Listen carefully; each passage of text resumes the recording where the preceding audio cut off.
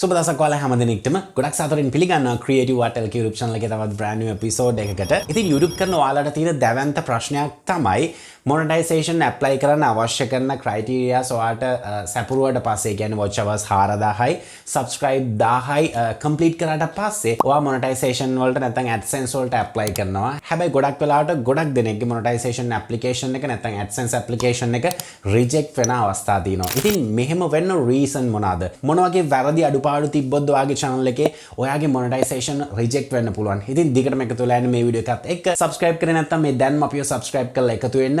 මේ වගේ වීඩියෝස් විතරක් නෙමෙයි තවත් වීඩියෝස් ගොන්නක් මේ වෙද්දිත් අපි අප්ලෝඩ් කරලා තියෙනවා. ඉතින් වැඩි කතා නැතුව අපි යමු අද එපිසෝඩ් එකට.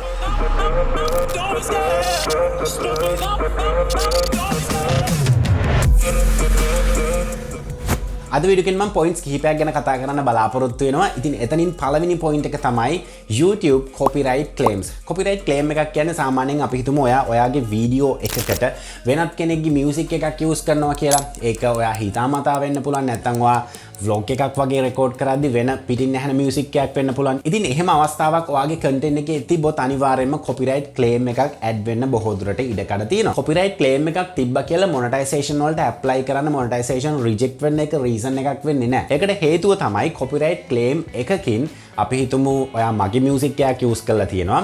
මට අවස්ථාව ලැබෙනවා ඔයා music එක use කරත් ඔයා monetization කරපු කාලෙක සහ සල්ලි උපයන කාලෙක ඒකෙන් share එකක් මට ගන්න සහ ඒකට හිමිකම් කියන්න ඒකේ original creator chance එක තියෙනවා. ඉතින් ඒක නිසා copyright claim එකකින් ලොකු අවුලක් වෙන්නේ නැහැ. හැබැයි monetization apply කරද්දී ඒක අවුලක් නොවුනත් ඔයා කෝකටත් ඔයාගේ channel එකේ contents pure විදියට maintain කරන් යනවා නම් මම හිතනවා ඒක ගොඩක් වැදගත් කියලා. ඔයාට ඔයාගේ content එකකට music එකක් ගන්න අවශ්‍ය නම් YouTube එකෙන්ම resources දීලා තියෙනවා.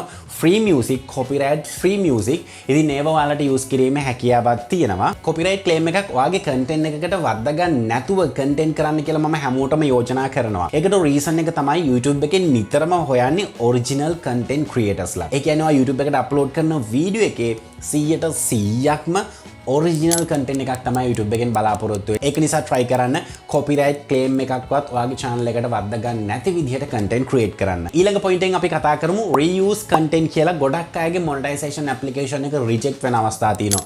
මේකට හේතුව මොකක්ද? මේකට හේතුව තමයි අපි හිතමු content එකක් කරනවා. අපි මේක percentage එකක් විදිහට ගත්තොත් 100%ක් කියමුකෝ අපේ content එක. හැබැයි ඔයාගේ content එක create කරන්න ඔයා 150ක් 170ක් විතර වෙන අයගේ videos නැත්නම් වෙන කෙනෙක්ට අයිති වීඩියෝස් තමයි use කරලා තියෙන්නේ. ඉතින් මේ වගේ අවස්ථාවවලදී තමයි ගොඩක් දුරට reuse content කියලා ඔයාලගේ application එක reject වෙන්නේ. මේ විදිහට ඔයාගේ application එක reject වුනහම තා පුංචි අවාසියක් වෙනවා. අපි හිතමු ඔයාගේ channel එකේ videos 20ක් විතර තියෙනවා කියලා. මේ videos 20ෙම ඔයා අර විදිහේ content පාවිච්චි කරලා නැති වෙන්න පුළුවන්. සමහර වෙලාවට videos එකක් දෙකක් reuse content තියෙනවා. හැබැයි ඊටු videos ඔක්කොම ඔයාගේ තනි මහන්සියෙන් create කරපුවා. හැබැයි YouTube එකෙන් අපිට කියන්නේ නැහැ මේ application එක reject වෙන අවස්ථාවේදී මොන content එකද reuse content use කරලා තියෙන්නේ සහ මොන content ද හොඳ content කියලා. ඉතින් එතනදී ඔයාගේ මුළු YouTube channel එකේ තියෙන ඔක්කොම videos check කරන්න සිද්ධ වෙනවා. මොන videos වලද ප්‍රශ්නයක් තියෙන්නේ මොන videos වලද ප්‍රශ්නයක් නැත්තේ කියලා. ඉතින් ඒක නිසා මම ඔයාලට suggest කරනවා ඔයාලා YouTube channel එකක් කරන්න බලාපොරොත්තු වෙමින් ඉන්නවා නම් දැන්ටමත් YouTube channel එකක් කරලා content දාගෙන එමින් පවතින කෙනෙක් නම් try කරනවා upload කරන හැම content එකක් පිළිබඳවම හොඳ analyze එකක ඉන්න. මම මේකට use කරන music කොහෙන්ද ගන්නෙ? copyright free තැනකින්ද? ඒ වගේම මම මේකට use කරන resources කොහෙන්ද use කරන්නේ? ඒවා Creative Commons license එකවත් තියෙන තැනකින්ද මම use කරන්නේ? නැත්නම් එහෙම අපි නන්නාඳුන තැනකින්ද අපේ content වලට resources ගන්නෙ? ඉතින් මම විශ්වාස කරනවා ගොඩක් දුර ගමනක් ඇවිල්ලා සමහර වෙලාවට content 50 60 70 දාලා අවසානයේදී monetization ගන්න ගියාම reuse ප්‍රශ්නයක් එනවා කියන්නේ ඒක ඔයාට ලොකු අවාසියක් වෙනවා ඔයාගේ මහන්සියට. ඉතින් ඒක නිසා ඔයා ක්‍රියේට් කරන දේ ගැන ඔයා 100%ක් වගකීමක් ගන්න මතක තියාගන්න. ඉතින් මේ විදිහට ඔයාට මොනෑම් හෝ සැකයක් තියෙනවා නම් ඔයාගේ content එකක් මොකක් හරි අවුලක් තියෙනවා කියලා monetization apply කරන්න කලින් එක්කෝ ඒ content එක නිවැරදි කරන්න එක්කෝ ඒ content එක අයින් කරලා monetization apply කරන්න. මොකද දෙතුන් පාර monetization apply කරන්න ගියොත් ඒක ඔයාටත් වාතයක් වෙනවා සහ මොනටයිසේෂන් එකපාරක් රිජෙක්ට් වෙලා ආයි රීඇප්ලයි කරනවට කාලයක් ඉන්න සිද්ධ වෙනවා. ඒක නිසා ඔයාගේ කන්ටෙන්ට් වල අවුලක් නැද්ද කියලා ඔයා කලින් අප්ලෝඩ් කරපු කන්ටෙන්ට්ස් දිහා චුට්ටක් බලලා අවුලක් නැතිම නම් ඒක කන්ෆර්ම් කරගෙන මොනටයිසේෂන් ඇප්ලයි කරන්න. ඊළඟ පොයින්ට් එක තමයි කොපිරයිට් ස්ට්‍රයික් නැත්නම් කමියුනිටි ගයිඩ්ලයින් ස්ට්‍රයික් කියලාත් ඔයාලට ස්ට්‍රයික්ස් වදිනවා. ඉතින් බැරි වෙලාවත් ඔයාලගේ active community guideline strike එකක් නැත්නම් copyright strike එකක් තියෙනවා නම් YouTube monetization apply කරන්න අවශ්‍ය කරන watch hours 4000 සහ subscribe 1000 complete වෙලා තිබ්බත් ඔයා monetization වලට apply කරන්න එපා. අනිවාර්යෙන්ම ඔයාගේ monetization application එක reject වෙනවා. ඒකට හේතුව තමයි copyright strike එකක් තියෙද්දි ඔයාගේ channel එකේ monetization apply කරන්න බෑ. මොකද copyright strike එකක් කියන්නේ YouTube එකෙන් ඔයා කරන බරපතල වැරද්දකට දෙන බරපතල දඬුවමක්. copyright strike එකක් සාමාන්‍යයෙන් expire වෙන්න මාස 3ක් විතර යනවා වැඩිච්ච දවසේ ඉඳලා. ඉතින් අනිවාර්යෙන්ම මාස 3න් පස්සේ මේ copyright strike එක expire වුණාට පස්සේ නැවත check කරන්න copyright strike එකක් වැදෙන්න පුළුවන් content තියනවාද කියලා ඔයාලගේ channel එකේ හරියටම check කරලා හරියටම confirm කරලා ඊට පස්සේ monetization වලට apply කරන්න. නැතුව monetization වලට apply කරන්න chance එක ආව ඵලියට strike එකක් ඔයාගේ channel එකේ තියෙනවා නම් apply කරන්න එපා. අනිවාර්යෙන්ම රිජෙක්ට් වෙන්න ඒක හේතුවක් වෙනවා. ඒ වගේම ඔයාලට පුංචි අයිඩියා එකක් දුන්නොත් copyright strike එකක් වදින්න පුළුවන් possibilities මොනවාද කියලා. පළවෙනි reason එක තමයි child abuse. ඒ කියන්නේ ඔයා ළමයින්ව පාවිච්චි කරලා content කරනවා නම් ටිකක් සැලකිලිමත් වෙන්න. මොකද ලංකාව වගේ රටක මේ child abuse කියන එක ලොකුවට ගණන් නොගැනුණාට international නැත්නම් පිට රට නැත්නම් US නීතිය යටතේ ඒක ලොකු වරදක්. ඒවට අදාළව YouTube එකේ මොන වගේ නීතිද තියෙන්නේ කියලා follow කරලා content එක කරන්න. ඒ වගේම තමයි අපි හිතමු ඔයාගේ content එකකින් යම් කිසි ප්‍රසිද්ධ පුද්ගලයෙක්ට වෙන්න පුළුවන් යම් කිසි පුද්ගලයෙක්ට අපහාසයක් කරනවා නම් ඒ කෙනාට හැකියාව තියෙනවා ඔයාට විරුද්ධව ඇක්ෂන් එකක් ගන්න. අන්න ඒ වගේ අවස්ථාවකදීත් ඔයාට ස්ට්‍රයික් එකක් එන්න පුළුවන් ඔයාගේ channel එකට. ඒ වගේම වෙන කෙනෙක්ගේ වීඩියෝ එකක් ඔයා පාවිච්චි කරනවා නම් මොකක් හරි රෙෆරන්ස් එකකට හරි මොකකට හරි වෙන්න පුළුවන්. ඒ කෙනාට හැකියාව තියෙනවා එක්කෝ ඒක ඉග්නෝ කරන්න නැත්නම් ඔයාට වීඩියෝ එක අයින් කරන්න කියලා රික්වෙස්ට් කරන්න. එහෙමත් නැත්නම් ෆයිනලි එක තද විදියට ක්‍රියාත්මක කරොත් ඒ කෙනාට හැකියාව තියෙනවා ඔයාගේ channel එකට ස්ට්‍රයික් එකක් වුණත් එවන්න. ඉතින් ඒක නිසා මම පුංචි ටිප් එකක් දෙන්නම්. ඔයාගේ වීඩියෝ එකකට අපි හිතමු යම් කිසි කෙනෙක්ගේ වීඩියෝ එකක් පාවිච්චි කරනවා කියලා එක්සැම්පල් එකක් විදියට ඔයා ටෙක් channel එකක් කරනවා. ඔයා Samsung එකේ වීඩියෝ එකක් පාවිච්චි කරනවා කියන්නකෝ. මම නම් යූස් කරන්නේ මෙන්න මේ ටෙක්නික් එක. ඒ කියන්නේ මම වීඩියෝ එක එඩිට් එකේදී මම බෑග්ග්‍රවුන්ඩ් එක විදියට මෙන්න මේ විදිහේ බෑග්ග්‍රවුන්ඩ් එකක් යූස් කරනවා. ඒ වගේම තමයි මට අවශ්‍ය කරන වීඩියෝ එක මම රීස්කේල් කරනවා 180කට විතර. මෙන්න මේ ප්‍රමාණයට විතර රීස්කේල් කරනවා. ඒ වගේම තමයි මම එතනින් ටෙක්ස්ට් එකක් ඇඩ් කරන්න අමතක කරන්නේ නැහැ. මේ වීඩියෝ එක මම කොහෙන්ද ගත්තේ සහ ක්‍රෙඩිට්ස් එයා යුත්තේ කාටද කියලා මම පුංචි ටෙක්ස්ට් එකකින් නෝට් එකක් දානවා. ඉතින් අනිවාර්යෙන්ම ඒ වගේ පුරුද්දක් තියාගන්න. ඔයා රිසෝසස් කොහෙන් හරි ගන්නව නම් රෙෆරන්ස් එකක් කොහෙන් හරි පෙන්නනව නම් ඒ විදිහට ක්‍රෙඩිට්ස් දෙන්නත් මතක තියාගන්න ඔරිජිනල් ක්‍රියේටර්ට. ඊළඟ පොයින්ට් එක තමයි ගොඩ දෙනෙක් හිතන්නේ නැහැ අපේ content වල තියෙන metadata ගැන.